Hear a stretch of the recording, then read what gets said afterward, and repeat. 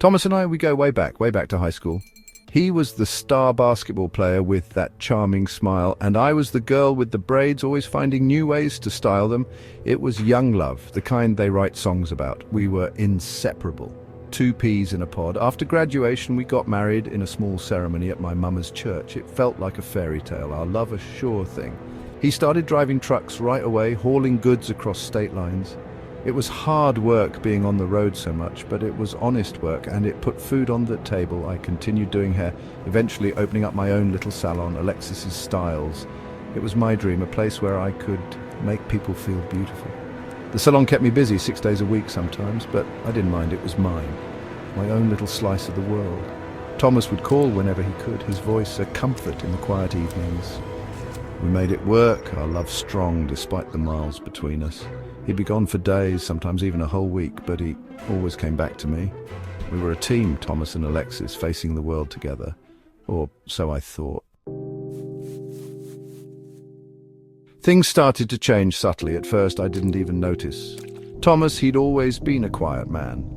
A man of few words, my mama used to say. But now, the silences between us on the phone seemed longer, heavier. He was tired, he'd say. The road was getting to him. I understood. It was a hard life driving those long hauls, but something in my gut, it just didn't sit right. Then came the forgotten anniversaries. Our anniversary, June 12th, it was sacred to us, a day for celebrating our love, for remembering why we chose each other. But one year, Thomas, he just forgot.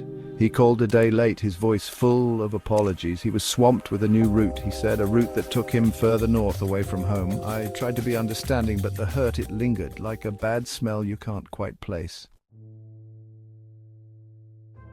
One day, while going through Thomas's things, I found it. A photograph tucked away in the corner of his duffel bag. It was him, smiling that same charming smile, but his arm was around another woman. This woman, she was blonde, tall, everything I wasn't.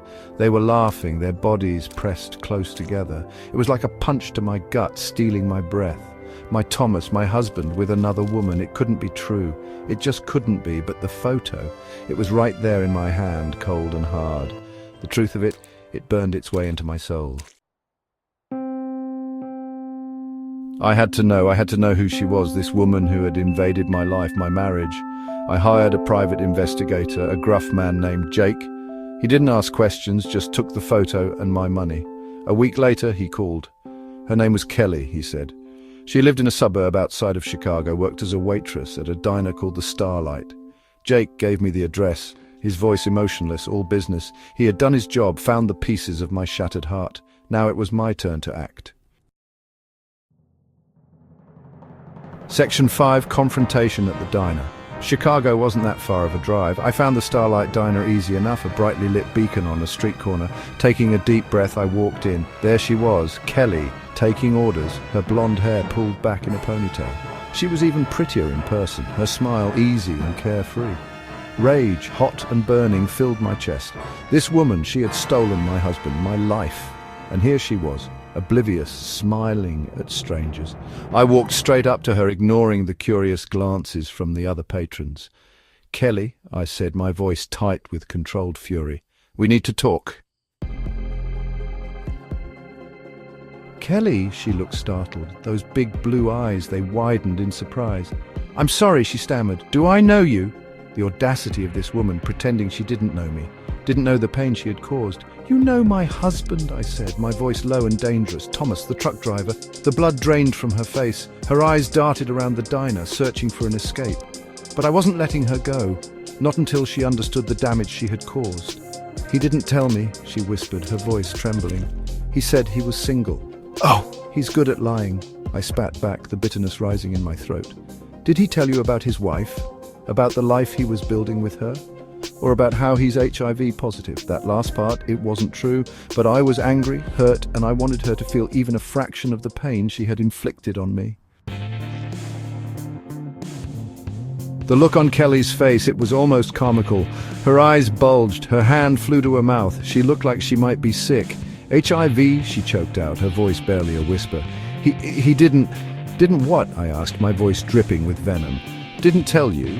Didn't think it was important?" I didn't wait for her response. I turned and walked out of the diner, leaving her standing there, pale and shaken. I had won. Hadn't I exposed her, made her see Thomas for the liar he was? But as I drove away, a hollow feeling settled in my stomach. This wasn't the triumphant ending I'd imagined, it was just sad. "Thomas!" he tried to explain when he got home. He said it was a mistake, that Kelly meant nothing to him. His words, they were empty, meaningless. The trust, once unbreakable, was shattered. Our love, once a beacon of hope, was now just a fading memory. I asked him to leave. He packed his things, his face a mask of shame and regret. I watched him go, my heart breaking all over again. It's been months since Thomas left. The silence in the house is deafening. Sometimes late at night I find myself reaching for the phone, wanting to call him, to hear his voice. But then I remember the betrayal, the lies. I'm angry, yes. Angry at him for throwing away what we had. Angry at myself for not seeing the signs sooner. But more than anything, I'm just tired. Tired of the hurt, the anger, the constant ache in my chest. Some days I think about forgiveness, about the possibility of starting over, rebuilding what was lost, but it's hard, so hard. The wound he inflicted, it runs deep. I don't know what the future holds, but one thing's for sure, I'm done being the victim. I'm taking back my life piece by piece, and maybe, just maybe, one day I'll be able to forgive him. But today is not that day.